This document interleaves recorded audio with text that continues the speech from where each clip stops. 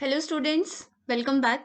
तो जैसा कि प्रॉमिस किया था मैंने कि 17 या 18 मई से हम लोग जो है वो क्लासेस स्टार्ट करने वाले हैं। तो लास्ट क्लास में मैंने आपको डीएनए एंड आरएनए यानी कि न्यूक्लिक एसिड का इंट्रोडक्शन बताया था। आज का जो सेशन है, आज के सेशन में हम लोग स्टार्ट करने वाले हैं सेल बायोलॉजी के बारे में। लेकिन सेशन स्टार्ट करने से पहले सेल बायोलॉजी होती क्या है इसके बारे में डिस्कस करेंगे। तो चलिए विदाउट वेस्टिंग एनी टाइम आज का सेशन स्टार्ट करते हैं। तो सेल बायोलॉजी होता क्या है पहले वो देख लेते हैं। सेल बायोलॉजी यानी कि हमने अपना डिस्कस किया था कि लाइफ साइंस का जो सिलेबस है वो 13 यूनिट में यानी कि 13 चैप्टर्स में जो है वो डिवाइड किया गया है। उसमें से सेल बायोलॉजी भी एक पार्ट है उसका। तो सेल बायोलॉजी होता क्या है पहले ये जान लेते हैं। तो जब भी हम सेल के स्ट्रक्चर सेल के स्ट्रक्चर एंड फंक्शन के बारे में स्टडी करते हैं, तो वो कौन सी ब्रांच ऑफ बायोलॉजी में स्टडी करते हैं? So that is cell biology. इस यूनिट में हम लोग सेल को हम बेसिक यूनिट ऑफ लाइफ या फिर फंडामेंटल यूनिट ऑफ लाइफ क्यों कहते हैं इसके बारे में भी स्टडी करते हैं। सो आई होप सेल बायोलॉजी क्या है आपको समझ में आया होगा। तो आज के सेशन में हम लोग दो कंटेंट पे फोकस करने वाले हैं, दो टॉपिक पे फोकस करने वाले हैं। That is introduction to cell, जिसमें हम लोग पढ़ेंगे कि सेल की डिस्कवरी कैसे हुई, कौन कौन साइंटिस्ट जो थे, कौन कौन से साइंटिस्ट थे हमारे जिनका कंट्रीब्यूशन रहा है सेल को डिस्कवर करने के लिए, और सेल को सेल क्यों कहा जाता है ये भी हम देखने वाले हैं। इसके अलावा हम लोग पढ़ेंगे प्लाज्मा मेम्ब्रेन के बारे में। प्लाज्मा मेम्ब्रेन का आज हम कोशिश करेंगे कि इंट्रोडक्शन ही कवर करें, ज़्यादा डिटेल में ना जाए, क्योंकि एक ही अगर क्लास में मैंने सारे टॉपिक कवर करने की शुरू कर दिए तो जो सेशन है, सेशन का टाइमिंग बहुत ज़्यादा लंबा हो जाएगा। तो हम कोशिश करेंगे कि छोटे छोटे वीडियोस में पूरे के पूरे टॉपिक को कवर करें। तो चलिए स्टार्ट करते हैं। सबसे पहले हम देखेंगे सेल के बारे में। ठीक है, सबसे पहले हम डिस्कस करेंगे सेल के बारे में। तो सेल होता क्या है अगर हम जानने की कोशिश करें, तो सेल की डेफिनेशन जैसे सभी को पता है, cell is the basic structural and functional unit of life. ठीक है, सेल क्या है? Structural and basic structural and functional unit of life है। तो ऐसा क्यों कहा जाता है सेल को, इसके बारे में भी जानना जरूरी है। बेसिक मीन्स, तो अगर हम हमारे बॉडी पार्ट को कंसिडर करें, suppose this is a human. ठीक है, ये एक ह्यूमन है, although he is not looking like one, but ठीक है ये एक ह्यूमन है। तो अगर हम इसका बेसिक स्ट्रक्चर देखें, यानी कि कोई बॉडी का कोई भी पार्ट उठा ले, अगर हम उसका स्ट्रक्चर देखें, so that every part of body is made up of cell. हर पार्ट, चाहे हाथ हो, पैर हो, हेड हो, कोई भी पार्ट हो बॉडी का, it is made up of cell. So that is why it is basic. ठीक है, बेस क्या है? सबसे सबसे अगर हम डीप में जाए तो बेस क्या है हमारी बॉडी का? तो दैट इज सेल। स्ट्रक्चरल क्यों बोला जाता है? तो हमारी बॉडी का जो भी स्ट्रक्चर है, हमारी बॉडी को जो भी एक पर्टिकुलर स्ट्रक्चर मिला है, it is because of cell. जो सेल हमारी बॉडी में प्रेजेंट है उसी की वजह से हमारी बॉडी का ये एक पर्टिकुलर शेप है या फिर एक पर्टिकुलर स्ट्रक्चर है। फंक्शनल से क्या मतलब है? तो फंक्शनल से मतलब है बच्चों कि हमारी बॉडी में जो भी फंक्शन हो रहा है, हमारी बॉडी जो भी काम कर रही है, चाहे हमारा जो फूड डाइजेशन का काम है, चाहे अगर हम बात करें फूड डाइजेशन का काम अगर जो हो रहा है, फूड डाइजेशन से लेकर रेस्पिरेशन से लेकर जो भी हमारी बॉडी में जो भी फंक्शन परफॉर्म किए जा रहे हैं, बेसिक लेवल पे, डीप लेवल पे वो काम कौन कर रहा है? So that is done by cell. Energy production, respiration, digestion, excretion, ये सारे फंक्शन कौन परफॉर्म कर रहा है? तो that is perform by cell. इसीलिए सेल को बोला जाता है basic structural and functional unit of life. I hope यहाँ तक क्लियर हुआ होगा आप सभी को। तो हमारे कुछ साइंटिस्ट थे जिनका बहुत बड़ा कंट्रीब्यूशन रहा है सेल को डिफाइन करने के लिए, सेल की प्रॉपर्टीज को और क्लियरली बताने के लिए। तो ऐसे दो साइंटिस्ट हैं जिनका नाम है शिल्डन एंड स्वैन। ये साइंटिस्ट जो थे, इनका बहुत बड़ा कंट्रीब्यूशन रहा है सेल को एक्सप्लेन करने के लिए। इन्होंने सेल को एक्सप्लेन किया अपनी थ्योरी के थ्रू, जिसको बोला जाता है सेल थ्योरी। सेल थ्योरी के कुछ पॉइंट थे लेकिन उसमें कुछ कमियां भी थी, तो इस कमी को फिर से कवर अप किया, यानी कि इस सेल थ्योरी को थोड़े बहुत चेंजेस किए। किसने? एक और साइंटिस्ट ने जिनका नाम है रुडोल्फ वीरचो। ठीक है, तो अगर हम सेल थ्योरी की बात करें तो सेल थ्योरी किसने दी थी? तो इन तीनों साइंटिस्ट का कंट्रीब्यूशन था सेल थ्योरी को देने के लिए। सेल थ्योरी के तीन इंपॉर्टेंट पॉइंट्स है। क्या क्या है? तीन इंपॉर्टेंट पॉइंट सेल थ्योरी के हैं, दैट इज कि ऑल लिविंग ऑर्गेनिज्म, जितने भी लिविंग ऑर्गेनिज्म हैं, चाहे पेड़ हो, बकरी हो, बिल्ली हो, all living organism are made up of cell. जितने भी लिविंग ऑर्गेनिज्म है वो किससे बने हैं? सेल से बने हैं। सेकेंड इसका इंपॉर्टेंट पॉइंट था that cell is the basic unit of life. Cell क्या है? हमारी लाइफ की बेसिक यूनिट है। क्यों यूनिट है ये मैंने ऑलरेडी एक्सप्लेन कर दिया है आप लोगों को। और थर्ड जहाँ पे हमारे शिल्डन एंड स्वैन ने गलती की थी उसको करेक्ट किया था हमारे रेडोल्फ विरचाउ ने। शिल्डन एंड स्वैन ने कहा था कि सेल जो है एकदम से अराइज हो जाते हैं, जबकि ऐसा नहीं होता। सेल हमेशा प्री एग्जिस्टिंग सेल से ही अराइज होंगे। इसका मतलब क्या है बच्चों? तो सपोज अगर किसी सेल को ओरिजिनेट होना है, बनना है, तो वहां पे ऑलरेडी कोई सेल प्रेजेंट होना चाहिए। यानी कि ऐसा नहीं होगा जादू होगा एक सेल जो है वो बन गया, ऐसा नहीं होता। अगर वहां पे सेल की फॉर्मेशन हुई है तो ये सेल प्री एग्जिस्टिंग यानी कि ऐसे सेल से बना होगा जो ऑलरेडी वहां पे प्रेजेंट था। ये थर्ड पॉइंट में मिस्टेक हुई थी शिल्डन एंड स्वैन से, जिसको करेक्ट किया था हमारे रुडोल्फ विरचाउ ने। ठीक है, तो 3 इंपॉर्टेंट पॉइंट क्या है? That all living organisms are made up of cell. Cell is the basic unit of life and cell arises from pre existing cell. ठीक है, यानी कि एक सेल डिवाइड होगा और उससे फिर न्यू सेल की फॉर्मेशन होगी। आई होप यहाँ तक सभी को क्लियर हुआ होगा। तो चलिए आगे बढ़ते हैं। कुछ इंपॉर्टेंट डिस्कवरीज के बारे में हम डिस्कस कर लेते हैं। यहाँ पे सबसे पहले जो हमारी डिस्कवरी ऑफ सेल हुई थी, डिस्कवरी ऑफ सेल के बारे में बता देती हूँ थोड़ा सा। डिस्कवरी ऑफ सेल जो है हमारी हुई थी बच्चों, डिस्कवरी यानी कि सेल को कब डिस्कवर किया गया था? तो दैट वाज इन 1665 में सेल को डिस्कवर किया था। किसने किया था? रॉबर्ट हुक ने डिस्कवर किया था। रॉबर्ट हुक ने जो सेल डिस्कवर किया था बच्चों, that was a dead cell. Dead cell था, वो लिविंग सेल नहीं था। बच्चे बहुत बार कंफ्यूज हो जाते हैं कि वो डेड था या लिविंग था। It was a dead cell. कहाँ से डिस्कवर किया था? तो जो कॉर्क होती है यानी कि जो पेड़ होता है उसकी जो आउटर कवरिंग होती है, यानी कि जो उसका बार्क होता है, बाहर की जो कवरिंग होती है, that is known as bark. वहां से इसको डिस्कवर किया था। तो जब रॉबर्ट हुक ने इसको ऑब्जर्व किया माइक्रोस्कोप के अंदर, जो कि उन्हीं के थ्रू बनाया गया था, उन्हीं के द्वारा बनाया गया था, तो उन्होंने देखा कि भाई वहां पे कुछ ऐसे छोटे छोटे कंपार्टमेंट्स उनको दिखे थे, छोटे छोटे रूम उनको ऐसे छोटे छोटे से रूम उनको दिखे थे।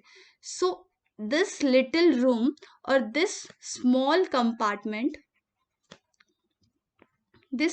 कंपार्टमेंट को उन्होंने कहा सेल, क्योंकि सेल का मतलब ही होता है बच्चों स्मॉल कंपार्टमेंट और स्मॉल रूम। इसीलिए हम क्या बोलते हैं, हमारी बॉडी की जो बेसिक यूनिट है उसको हम सेल बोलते हैं, बिकॉज उसका भी जो अपीयरेंस है it is somehow like a small compartment, छोटे छोटे कंपार्टमेंट्स की तरह दिखता है, इसीलिए उसको सेल कहा जाता है। तो किसने डिस्कवर किया था? तो रॉबर्ट हुक ने डिस्कवर किया था 1665 में। कैसा था वो? It was a dead cell. I hope यहाँ तक क्लियर हुआ होगा। ओके, नेक्स्ट डिस्कवरी जो है हमारी लिविंग सेल की बात कर लेते हैं। लिविंग सेल डिस्कवर किया था हमारे एंटोनी वैन लीवेनहॉक ने डिस्कवर किया था। कहाँ से डिस्कवर किया था? इन्होंने डिस्कवर किया था लिविंग सेल पॉन्ड वाटर से। ठीक है, कब डिस्कवर किया था? It was discovered in 1674। Dead cell discover हुआ था बच्चों आपका 1665 में। ठीक है, ये था हमारा सेल के डिस्कवरी के बारे में। अभी हम बात करते हैं स्मॉलेस्ट सेल के बारे में। स्मॉलेस्ट सेल कौन सा है? ये कुछ बेसिक सा नॉलेज है बच्चों जो आपको पता होना चाहिए before moving on to the cell biology के मेन टॉपिक में आने से पहले। कुछ बेसिक कंसेप्ट है जो आपको पता होने चाहिए। तो स्मॉलेस्ट सेल कौन सा है? दैट इज माइकोप्लाज्मा बोल सकते हैं, या फिर जिसको बोला जाता है PPLO। अब what does that PPLO stand for? PPLO का मतलब क्या होता है? That stand for pleuro pneumonia like organism. ये आपसे पूछ लिया जा सकता है स्मॉलेस्ट सेल कौन सा है? दैट इज माइकोप्लाज्मा और PPLO। अभी सबसे बड़ा लार्जेस्ट सेल कौन सा है? तो लार्जेस्ट सेल है हमारा ऑस्ट्रिच का एग। लार्जेस्ट सेल कौन सा है? दैट इज ऑस्ट्रिच का एग, ऑस्ट्रिच का अंडा। ठीक है, जिसको हिंदी में शुतुरमुर्ग बोला जाता है, ऑस्ट्रिच एग। अभी ये हो गई बच्चों लार्जेस्ट एंड स्मॉलेस्ट सेल की। लेकिन अगर ह्यूमंस की बात करें, यानी कि हमारी अगर बात करें, तो हमारी बॉडी में स्मॉलेस्ट सेल कौन सा है? स्मॉलेस्ट सेल कौन सा है, लार्जेस्ट कौन सा है और लॉन्गेस्ट कौन सा है, ये भी तो हमें पता होना चाहिए, राइट। तो हमारी बॉडी की अगर बात करें तो स्मॉलेस्ट सेल जो हमारी बॉडी में है दैट इज स्पर्म सेल। कौन सा सेल है, दैट इज स्पर्म सेल, जो कि मेल में प्रेजेंट होता है, that is sperm cell. Largest cell की अगर हम बात करें so that is egg cell, और जिसको हम ओवम भी बोलते हैं। लॉन्गेस्ट सेल की बात करें तो दैट इज नर्व सेल, जिसको हम न्यूरॉन्स भी बोलते हैं, that is also known as neurons. So that is basic concept जो आपको पता होने चाहिए सेल बायोलॉजी स्टार्ट करने से पहले, मेन टॉपिक स्टार्ट करने से पहले। सो आई होप यहाँ तक आप समझ में आया होगा, क्लियर हुए होंगे आपके बेसिक कंसेप्ट। तो चलिए स्टार्ट करते हैं अपने मेन टॉपिक पे। सो सेल की अगर हम बात करें तो सेल जो है, सेल कंटेन डिफरेंट पार्ट, ठीक है। Suppose this is a cell, cell के डिफरेंट पार्ट होते हैं। कौन कौन से होते हैं, so that is cell wall. Cell wall जो है बच्चों प्रेजेंट होता है सिर्फ प्लांट के केस में एंड बैक्टीरिया के केस में। बैक्टीरियल सेल या फिर प्लांट सेल के केस में प्रेजेंट होता है। आउटर मोस्ट कवरिंग जो होती है प्लांट सेल की या फिर बैक्टीरियल सेल की, दैट इज सेल वॉल, ठीक है, दैट इज सेल वॉल। लेकिन एनिमल सेल की अगर हम बात करें तो एनिमल सेल की आउटर कवरिंग जो होती है that is plasma membrane, that is plasma membrane, ठीक है। और सेकेंड कवरिंग जो है बैक्टीरियल सेल और प्लांट सेल की होती है प्लाज्मा मेम्ब्रेन। प्लाज्मा मेम्ब्रेन को सेल मेम्ब्रेन भी कभी कभी बोला जाता है, तो बच्चों आपको कंफ्यूज नहीं होना है cell wall and cell membrane के बीच में। Plasma membrane and cell membrane is the same thing. Animal cell में आउटर मोस्ट कवरिंग जो है दैट इज प्लाज्मा मेम्ब्रेन और सेल मेम्ब्रेन, जबकि प्लांट सेल बैक्टीरियल सेल की अगर हम बात करें तो सेकेंड मेम्ब्रेन जो होगी, सेकेंड लेयर जो होगी, लेयर ऑफ सेल जो होगी दैट इज प्लाज्मा मेम्ब्रेन, ठीक है। इसके अलावा सेल में प्रेजेंट होता है cytoplasm, that is fluids present inside the cell, जिसको हम बोलते हैं साइटोप्लाज्म, ठीक है, that is known as cytoplasm. Parts की बात करें सेल के, तो सेल के जो सेंटर में होता है, ऑलमोस्ट सेंटर में ही होता है, but in case of plant ये थोड़ा सा साइड में शिफ्ट हो चुका होता है, ठीक है, क्योंकि वैक्यूल का साइज बहुत बड़ा होता है in case of plant. So nucleus is shifted to one periphery, because वहाँ पे वैक्यूल बहुत लार्ज होता है वैक्यूल, जिसकी वजह से न्यूक्लियस एक साइड शिफ्ट हो जाता है। लेकिन एनिमल सेल की अगर हम बात करें तो न्यूक्लियस प्रेजेंट होता है ऑलमोस्ट सेंटर में, ठीक है। So nucleus is also important part of cell. तो न्यूक्लियस को ब्रेन ऑफ सेल भी बोला जाता है। हमारे बॉडी के फंक्शंस है that is controlled by nucleus, कैसे करते हैं आगे की क्लासेस में हम लोग देखने वाले हैं, ठीक है। इसको ब्रेन ऑफ सेल भी बोलते हैं। नेक्स्ट है हमारा सेल ऑर्गेनेलीज। तो साइटोप्लाज्म में सस्पेंडेड होते हैं कुछ इंपॉर्टेंट ऑर्गेनेलीज, जैसे कि माइटोकॉन्ड्रिया हो गया, जैसे कि माइटोकॉन्ड्रिया, लाइजोसोम, गोल्जी अपैरेटस, जो कि सेल की प्रॉपर फंक्शनिंग में हेल्प करते हैं और इनको बोला जाता है सेल ऑर्गेनेलीज, ठीक है। So that is all about cell. तो यहाँ पे आप देख सकते हो सेल के डिफरेंट पार्ट कौन से हैं। So this is a type of animal cell, ठीक है। ये जो हमने कंसिडर किया है एनिमल सेल है। अगर इसके अराउंड अगर आपको सेल वॉल दिखती तो हम उसको बोल सकते थे कि ये एक प्लांट सेल है, ठीक है। तो सबसे आउटर मोस्ट कवरिंग जो है एनिमल सेल की दैट इज सेल मेम्ब्रेन, या फिर जिसको हम बोल सकते हैं प्लाज्मा मेम्ब्रेन, ठीक है। सेंटर में यू कैन सी यहाँ पे प्रेजेंट होता है हमारा न्यूक्लियस, दैट इज न्यूक्लियस। ये जो फ्लूइड लाइक स्ट्रक्चर आपको दिख रहा होगा जो पूरे सेल के अंदर स्प्रेड है, जिसको बोला जाता है, इसको बोला जाता है साइटोप्लाज्म। और इसके अलावा बहुत सारी ऑर्गेनेलीज प्रेजेंट होती है, जैसे mitochondria, Golgi apparatus, ribosome, endoplasmic reticulum, lysosome, centrosome, ये सारी क्या है बच्चों, ये सारी हमारी सेल ऑर्गेनेलीज है। सेल में होमोस्टेसिस मेंटेन करने के लिए, प्रॉपर फंक्शनिंग के लिए स्मॉल स्मॉल स्ट्रक्चर प्रेजेंट होते हैं, जिसको सेल ऑर्गेनेलीज बोला जाता है। सो आई होप यहाँ तक सभी को क्लियर हुआ होगा। तो चलिए बढ़ते हैं आगे और देखते हैं। अभी प्लाज्मा मेम्ब्रेन कहाँ पे होती है, आई थिंक आपको पता चल गया होगा प्लाज्मा मेम्ब्रेन कहाँ पे होती है। So that is outer most covering जो है हमारे एनिमल सेल की, that is known as plasma membrane. तो अब ये प्लाज्मा मेम्ब्रेन का फंक्शन क्या है, थोड़ा सा इसके बारे में डिस्कस कर लेते हैं, क्योंकि हमारा जो आज का मेन टॉपिक है इसी प्लाज्मा मेम्ब्रेन के इंट्रोडक्शन के बारे में है। आज के सेशन में हम सिर्फ थोड़ा सा इंट्रोडक्शन देखेंगे, एक फंक्शन हम लोग देखेंगे प्लाज्मा मेम्ब्रेन का और बाकी के नेक्स्ट सेशन में कवर करेंगे। Plasma membrane it is the outer boundary, यानी कि एनिमल सेल की अगर हम बात करें, so it is outer boundary continuous होती है, outer boundary, this is plasma membrane. लेकिन अगर plant cell and bacterial cell की बात करें तो यहाँ पे आउटर बाउंड्री जो है यहाँ पे प्रेजेंट होती है सेल वॉल, और उसके बाद जो नेक्स्ट लेयर है that is known as plasma membrane. किसके केस में? Plant cell and bacterial cell के केस में। ओके, ठीक है। ये क्या करते हैं, इनका फंक्शन क्या है, सबसे बेसिक फंक्शन देख लेते हैं बच्चों। यहाँ पे जो बेसिक फंक्शन है that encloses cytoplasmic material. Cytoplasmic material mean cytoplasm में जो भी मटेरियल प्रेजेंट होता है, साइटोप्लाज्म के अंदर जो भी मटेरियल यहाँ पे प्रेजेंट है, सपोज माइटोकॉन्ड्रिया हो गया, लाइजोसोम हो गया, गोल्जी अपैरेटस हो गया, जो भी साइटोप्लाज्म में मटेरियल प्रेजेंट है, ऑर्गेनेलीज प्रेजेंट है, फ्लूइड प्रेजेंट है, उसको एनक्लोज करके रखना यानी कि कवर अप करके रखने का काम कौन कर रहा है? हमारा प्लाज्मा मेम्ब्रेन काम कर रहा है। तो चलिए प्लाज्मा मेम्ब्रेन के फंक्शन के बारे में डिस्कस कर लेते हैं थोड़ा बहुत। प्लाज्मा मेम्ब्रेन का फंक्शन, यहाँ पे कुछ फंक्शंस लिखे हुए हैं प्लाज्मा मेम्ब्रेन के, जिसमें से आज हम सिर्फ एक्ट एज बैरियर, जो बैरियर वाला फंक्शन है उसी के बारे में डिस्कस करेंगे। बाकी के हम लोग नेक्स्ट सेशन में स्टेप बाय स्टेप जाएंगे, ठीक है। प्लाज्मा मेम्ब्रेन जो है बैरियर की तरह एक्ट करती है दो तरीके से। कौन कौन से दो तरीके से? तो पहला है it act as semi permeable membrane, ठीक है। प्लाज्मा मेम्ब्रेन का दूसरा नाम अगर हम देखें तो that is semi permeable membrane. और प्लाज्मा मेम्ब्रेन जो है that is also selectively permeable membrane. तो ये प्लाज्मा मेम्ब्रेन को सेमी परमिएबल या फिर सिलेक्टिवली परमिएबल क्यों कहा गया, ये डिस्कस करने वाले हैं हम। तो सेमी परमिएबल का पहले हमें मतलब जानना होगा, ठीक है। सेमी परमिएबल क्यों कहा जाता है? तो सेमी का मतलब होता है दैट इज हाफ, परमिएबल का मतलब होता है अलाउ करना, ठीक है, परमिशन देना, अलाउ करना। तो बैरियर की तरह ये एक्ट कैसे करती है? तो सेमी परमिएबल मेम्ब्रेन यानी कि प्लाज्मा मेम्ब्रेन क्या करती है, कुछ मटेरियल्स को ही अलाउ करती है उसके थ्रू पास होने के लिए, ठीक है, उसके थ्रू पास होने के लिए। या तो अंदर जा सकते हैं या तो बाहर जा सकते हैं, सेल के बाहर जा सकते हैं या तो सेल के अंदर आ सकते हैं। बैरियर की तरह एक्ट करने का रीजन क्या है?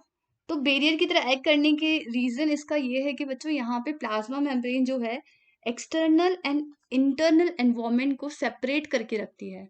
बाहर का जो एनवायरनमेंट है, एक्सटर्नल एंड इंटरनल एनवायरनमेंट को सेपरेट करने का काम कौन कर रहा है? हमारा प्लाज्मा मेम्ब्रेन कर रहा है।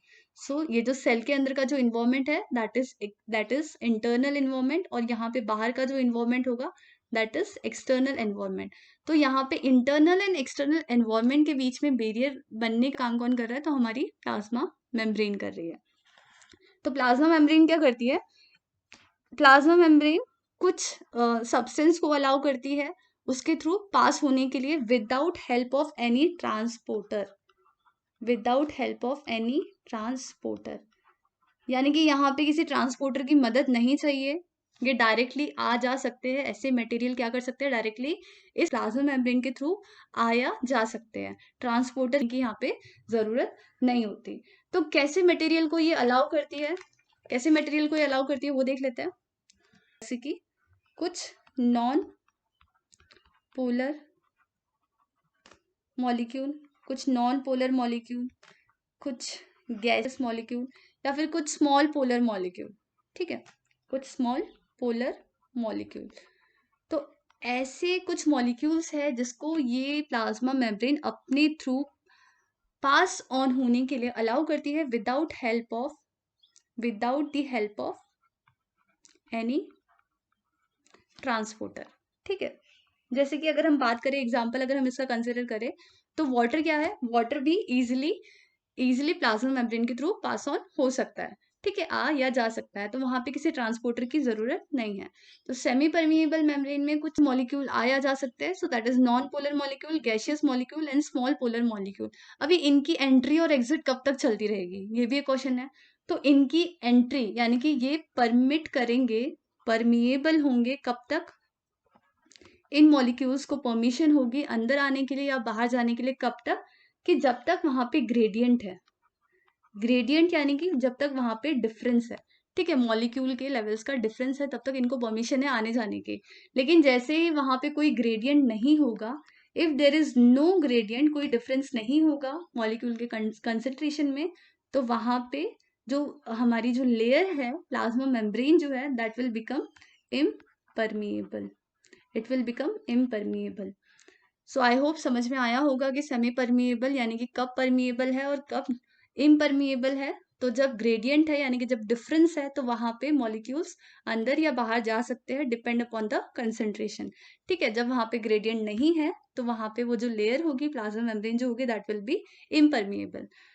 Now let's talk about selectively permeable, यानी कि सिलेक्टिवली परमिएबल मेम्ब्रेन जो है सिलेक्टिवली परमिएबल कब होती है और क्या होता है सिलेक्टिवली परमिएबल। तो इसकी अगर हम बात करें इस केस में, जहां पे प्रीवियस केस में हमने बात की थी, जहां पे हमने इस केस में हमने बात की थी सेमी परमिएबल केस में, तो सबसे इंपॉर्टेंट चीज थी ट्रांसपोर्टर की, यहाँ पे ट्रांसपोर्टर की जरूरत नहीं थी।